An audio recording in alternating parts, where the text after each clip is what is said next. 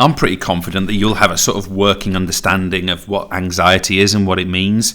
It's that feeling the night before a big test, right? But really, what I want to do here is I want to immediately analyse this and break it down. So let's take our anxiety, and I want to tell you that we effectively have, or at least this is what I'm going to tell you today, is that we have two types, okay? We have two types of anxiety. By the way, things are always more nuanced. They're always more technical the deeper you go, right? But for now, we have two types of anxiety. And I'm going to break them one over here and one over here in some kind of celebration of pinkness. And I'm going to take here and I'm going to break our pinkness and I'm going to write in lovely yellow that one example of anxiety is cognitive anxiety. And I'd ask you to reflect on what you understand by the word cognitive. And while you think about that, I'm going to go over here. I just realised I've left my Skype. Hey, come on, let's turn my Skype off together. While you're thinking about that, I'm going to write over here in glorious orange, I'm going to write somatic anxiety. And I'm wondering if the word somatic is a little less familiar to you, or maybe neither word's familiar to you. I'm going to stress these for you right now. So let's take cognitive. Cognitive anxiety happens in the mind. It is mental and it is emotional. It is what you would call thought-based. Okay, so if I could write it that way, it is a thought-based experience. So it's happening in the head, right? Or can have physical influences. And a great way to think about it is it's as simple as saying that cognitive anxiety is negative thoughts. That's a real nice description of this concept. And the word I like to use if you just look here, guys, you get to laugh at me because I completely screwed up. Let's just all be clear here. I am completely wasting your time at this point, okay? I am completely wasting your time because I could start this video again, but instead of doing that, I'm making a black rectangle, I'm filling it in with a black fill, and then I'm merging those layers together. Now I've literally just wasted 30 seconds of your life. You can judge me for it, but the word I wanted to introduce you to was apprehension. I was just teaching about diet a moment ago and I left the picture. So apprehension's a real nice word to consider when it comes to cognitive anxiety. We're apprehensive. Or another one, nice and simple, it's a form of worrying. Okay, now somatic anxiety, well, what is this? If this is mental, emotional, mind-based, somatic is physical. Soma means body, by the way. And we experience it as feelings of, for example, nausea. You know, that sort of feeling of sickness and churning stomach. And we might get a little bit sweaty. So think about sort of maybe pre-sports performance, you're worrying, you kind of might get some of these physical responses. What about this one? Up arrow, increase in heart rate. And I just want you to be aware that this one is caused by a release of adrenaline. It actually acts directly on the heart, on the pacemaker, and it causes our heart rate to go up. Now, temporarily, that's not necessarily a bad thing. Longer term, this can actually be quite damaging. Anyway, that's a whole other story. But I want to consider, this is really where I want to go with this. Well, what are the causes of anxiety around sort of sporting performance and physical activity? And I want to give you a few examples of what I think causes anxiety. The first thing is that if someone might be low in confidence, I'm going to give you a really silly example.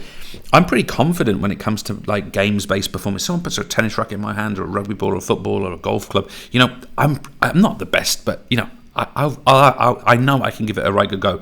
Somebody give me some dancing shoes. Someone put me in a ballroom, and I cannot tell you how unconfident I would feel. So, of course, that's going to lead to anxiety, and you guys will experience this. And maybe it's not necessarily sport-specific space. It could be a role within a sport.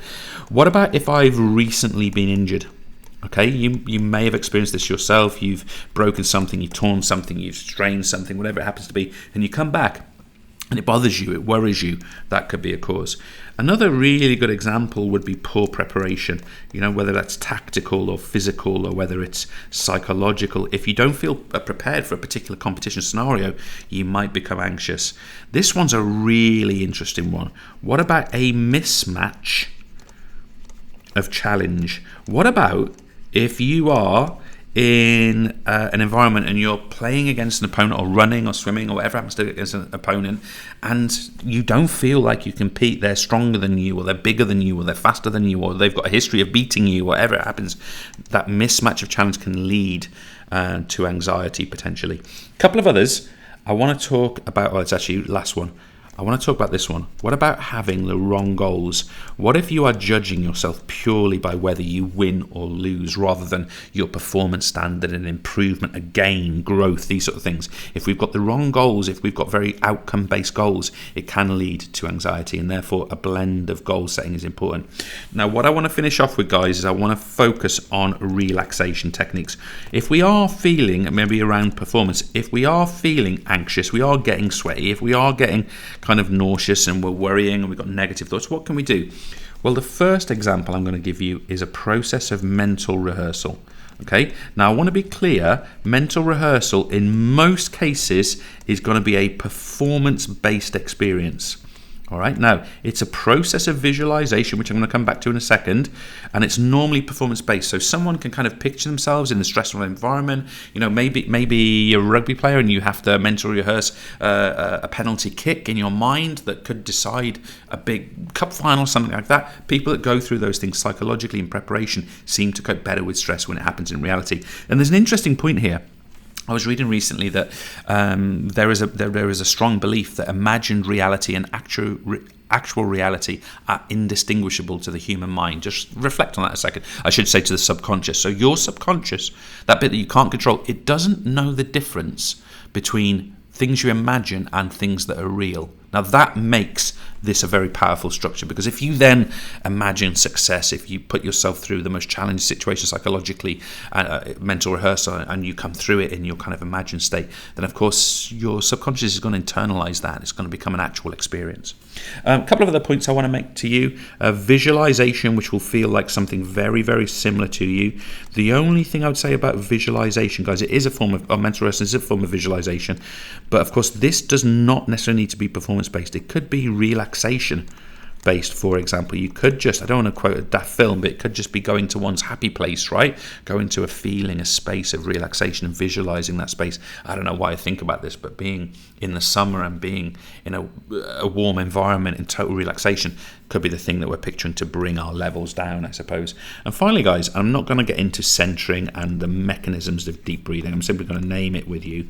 But deep breathing is also a very common and accepted and a very effective method for controlling anxiety. Okay, final things. If we do this, if we do these things, we can expect a couple of things to happen. So what might happen if we do it? It helps us to control anxiety, but it also helps us to control arousal, which we've looked at elsewhere. Secondly, it helps us to increase concentration. We can focus on, performance, I suppose, and the attentional style that we actually need. And it allows us even to reduce heart rate, okay? And it also allows us, of course, to control breathing, goes without saying.